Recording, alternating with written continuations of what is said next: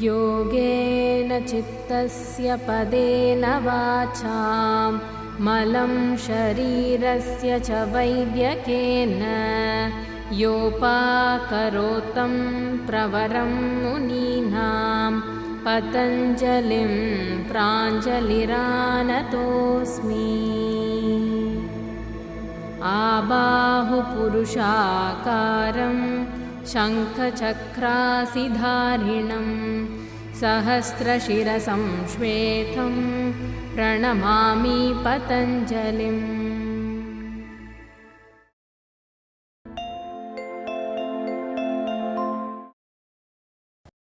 Hope you've been finding the episodes so far both useful and informative. In today's episode, we'll be seeing Uttanasana, which is a standing asana in the forward extension state. Forward extensions are also called Paschima Prathanasthiti, where the spine is extending forward in a concave back position. I would like to clarify that for all poses where you're extending forward, it is absolutely essential that the spine is sharply taken in a concave back position, as this ensures that the spinal muscles, nerves, as well as the vertebra of the spine are aligned and positioned properly without compression. For this reason, in today's episode, we will see the asanas in two states. One is the concave back variation and one is the final pose where the head is released downward. Now we will see how to do Uttanasana as well as address some pertinent conditions or queries with regard to Uttanasana.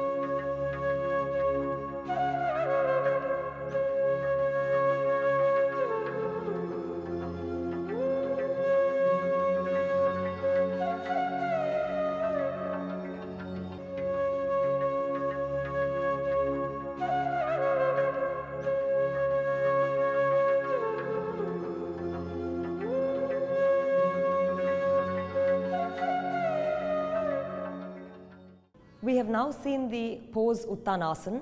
We'll now run you through the instructions of how to do it.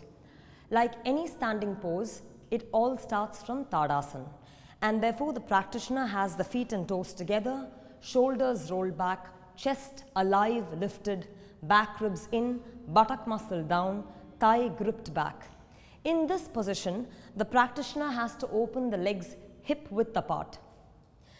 At this point, I would like to say that there are many approaches to doing Uttanasana. We are starting with the legs apart and then we'll take you through the classical pose where the legs are together. Now standing with the legs apart, hip width apart, which means outer hip, the region of the outer hip and the outer ankle must be in line. Here it's a little wider, so I'd like to narrow it a little bit. From there, rolling the shoulders back, sharply cutting the back of the shoulder, back of the trapezius down.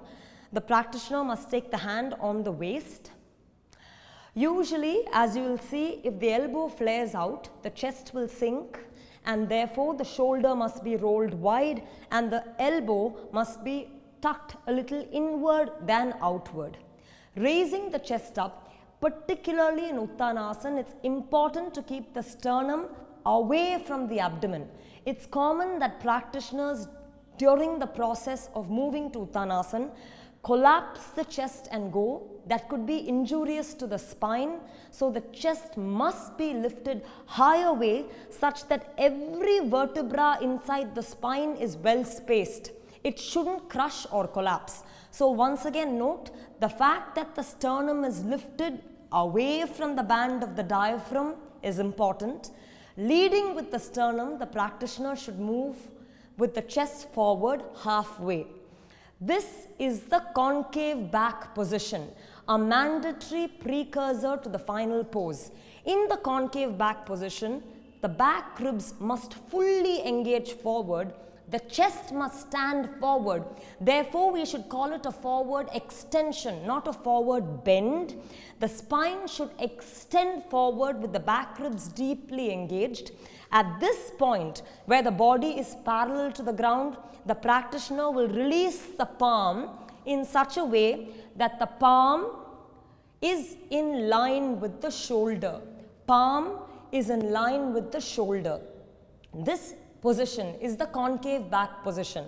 Here, from the chest, from the frontal face of the spine, the practitioner has to extend forward as if the spine is being pulled through the throat to the chin. Spine extending via the sternum, via the throat into the chin. You will have to lead forward. The head will not collapse down. If the head collapses down, as you see, the chest sinks. The extension of the throat keeps the head lifted up. There, we have to make sure that the thigh is clearly separated from the body. The thigh must be gripped back. Knee must be locked, sucked up. Kneecap must be sucked up. Shin must be, the entire limb must be cut deep back. At this point, the back thigh must roll inside out. By inside out, this is the inner thigh, this is the outer thigh.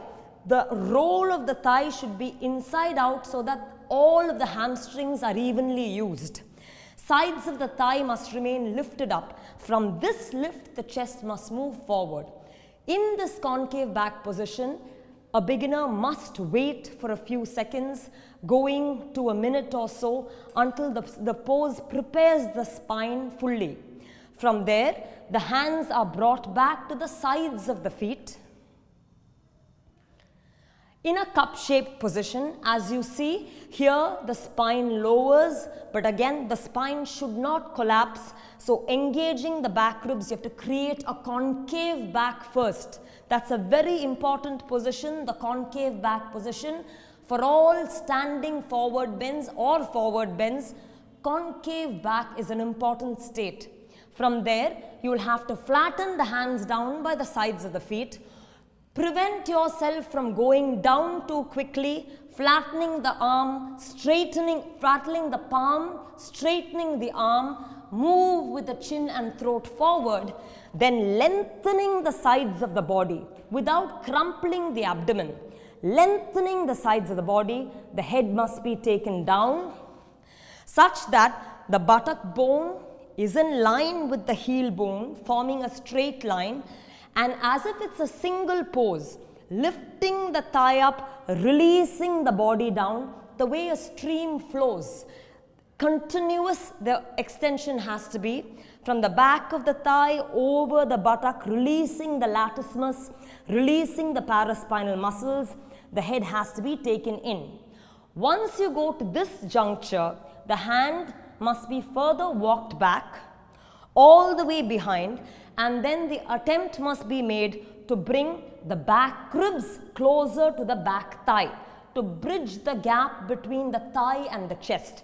The entire body should fuse as if it's a single, without gaps, without breaking that single flow of the movement.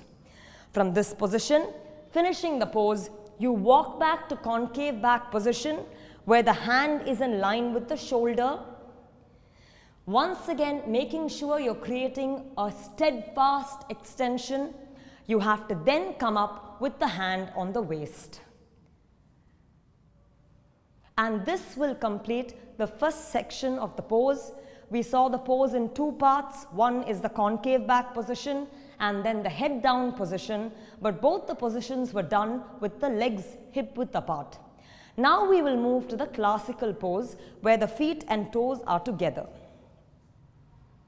In this position, the thigh has to be rolled in from the front, the back thigh must be rolled inside out, the knees should be locked and gripped, quadricep must be firm and cut back, weight on both legs should be even.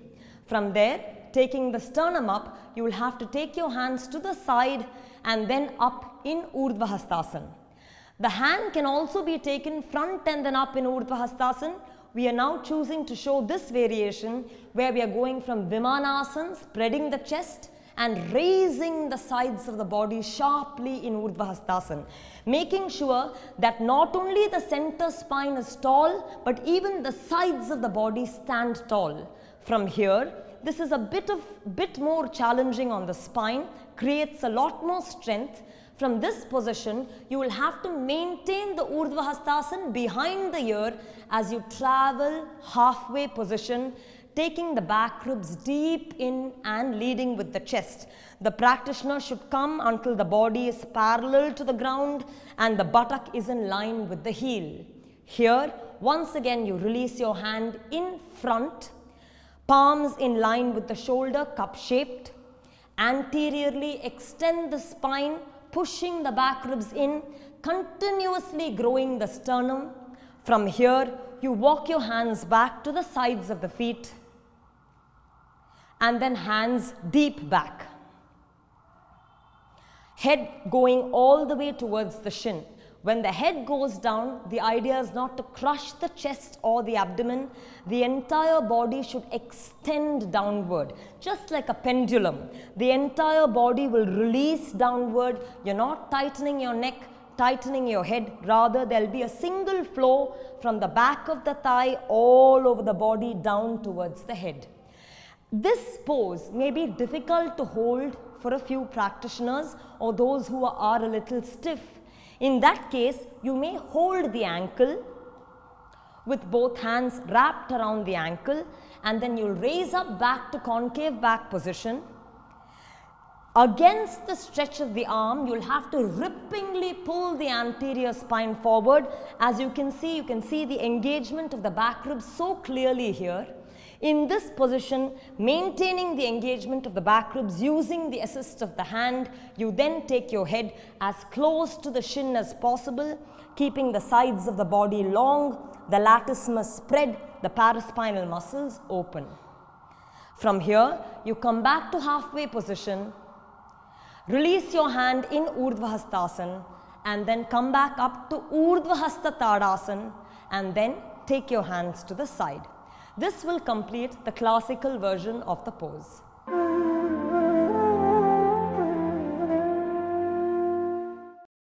I would now like to invite your attention to some specific actions which must be carried through in the practice of Uttanasana, both in the position where the legs are hip width apart and where the legs are together.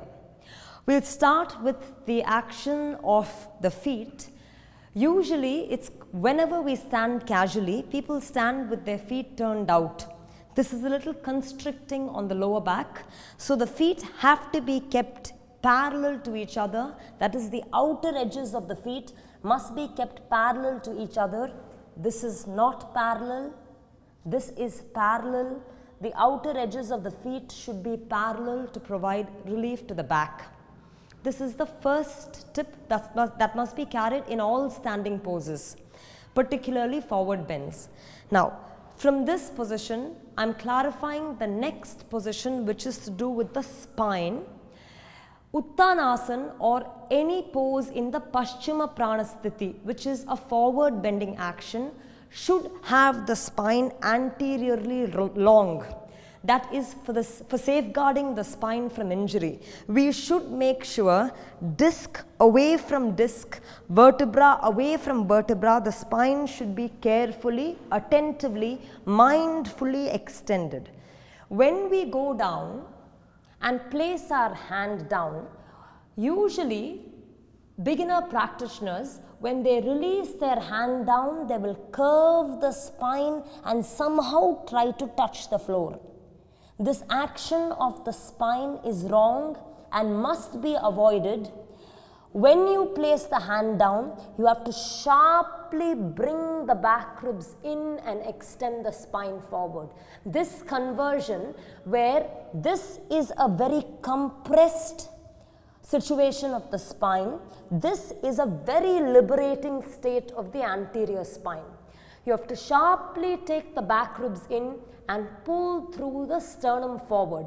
This action, where the spine is not popping out but is coming in, is referred to as dorsal engagement. The dorsal spine should engage deeply in a forward bend.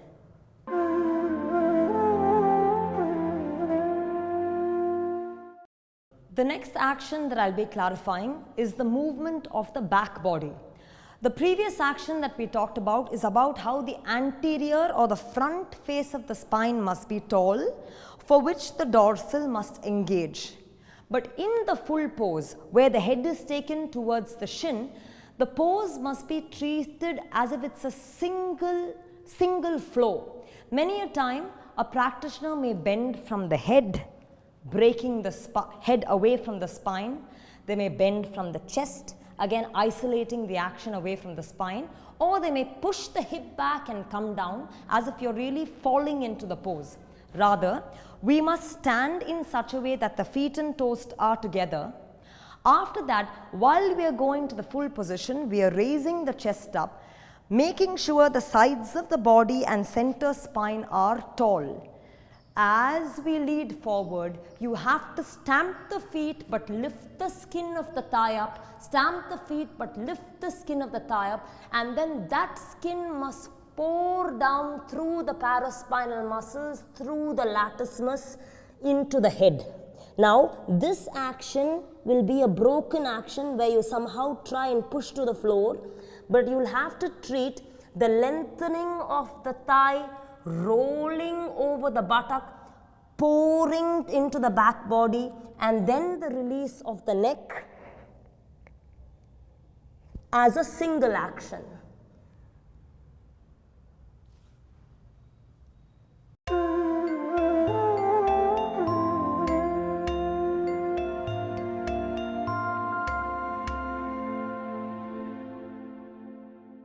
The action that we will now see is very specific to the hamstring, the thighs and the knee.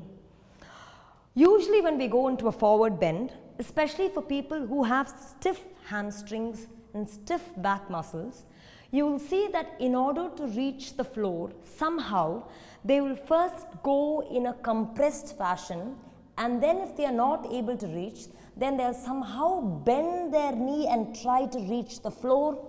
It's a struggle, but as they go, they will compromise the engagement of the knee and go to the floor. As you see, in this asana, the hamstring, in this version, the hamstring doesn't work. When the hamstrings are tight, you have to work at expanding them, spreading them from center to side, so that every one of the hamstring muscles are used, engaged. Once they are spread through the rolling of the thighs, then they must be lifted in a good, complete stretch. Engaging them, you will have to proceed to Uttanasana. So, the Uttanasana, where you somehow reach the floor, compromising the structure of the spine and hamstring, is surely wrong. Instead, you have to stamp the heel, roll the thighs outside in. When you roll the thighs outside in, the back thighs open from the inner back thigh to the outer back thigh. The frontal thigh rolls from outside in a way the knee is centered. Here the knee is outward. When you roll, the knee is centered. With the centering of the knee, you have to stamp the heel, raise the back of the thigh completely. The back of the thigh must be raised and rolled, raised and rolled. Side thigh should engage long, and as you see, when the hamstring aids, I'm already towards the floor. When the hamstring disconnects, I come away from the floor. So engaging the hamstring through spreading and lifting, you will have to proceed to the final pose.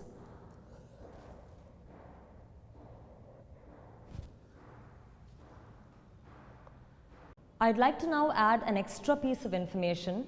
All standing asanas that come as forward extensions have an active state where the spine is nicely lengthened and a passive state which is highly restorative and rejuvenating. I'd like to show you some variations of the passive state now.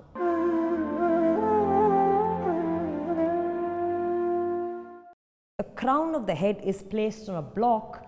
This completely removes fatigue and also addresses conditions of anxiety. It gives relief to blood pressure as well, and so this is truly rejuvenating and restorative.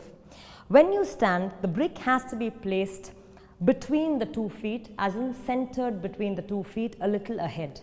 Here, the practitioner starts with the hands on the waist, raises the chest up. You move forward in a way that the body is released to place the crown of the head on the block and the hands casually resting on the side.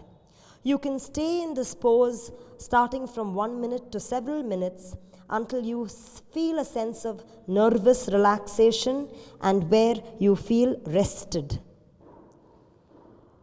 Once that is done, you come back up, standing in Tadasana.